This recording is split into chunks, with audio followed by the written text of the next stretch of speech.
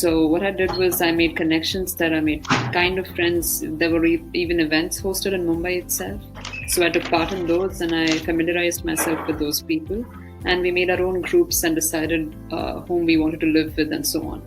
And for the housing thing, I'd say the same thing again. It's either Facebook groups that can help you, or maybe Zillow does a good job for that as well. Craigslist is another one that's a pretty good source. So these are the various options that you can find to look for housing there. I'd say you should look for houses which have heat and water included in their rent. So you don't need to pay extra for that. Keep that in mind, and also just be sure whether you're paying brokerage or not, because at times it is not necessarily that you need to pay brokerage while giving rent. Around about the various different grocery stores or the closest train nearby that is accessible for the college, and probably Indian stores if you're interested in that. The place I'm living in right now, I pay about $800. So between those numbers, I think you should be fine. You can find really good houses in that. I mean, this is a room's rent, not a studio or anything like that. So for a single room, this is the rent. For food, I would say, so I usually cook at home. I don't really eat outside that much.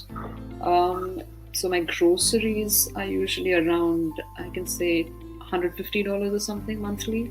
Utilities, if you include electricity and heat and so on, electricity and gas, that would be probably around $30-40 because you're going to split with your roommates, so it should be in that range.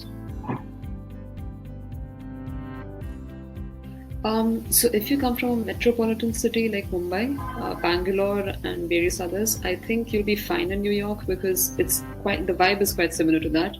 But if you say come from some other areas, some other places, then it might be a little challenging for 1 or 2 months in the beginning. But after that, you get used to the place. You know how things move around here. I'd say about 2 weeks before your classes begin. What happens is in the orientation, they give you they show you different classes, they show you different laboratories, various different facilities that are there in the college. And also there are a lot of international student orientations, which are really important to understand the security things that go on in US, the visa steps that you need to do, and maybe if you have to go back to India for a visit or so on. There are various steps that you need to follow and you need to be aware of. So in my class, average size is about 30 students, and about 70% of them are Asians and Indians, basically. So yeah, the diversity is usually India, China, Korea, Japan, and maybe a few Americans. So that's usually how it's distributed.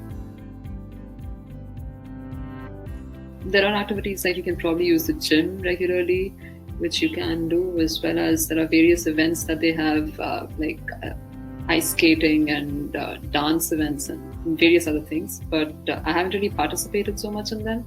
But there are people who do take out time and do that. So it's possible very much.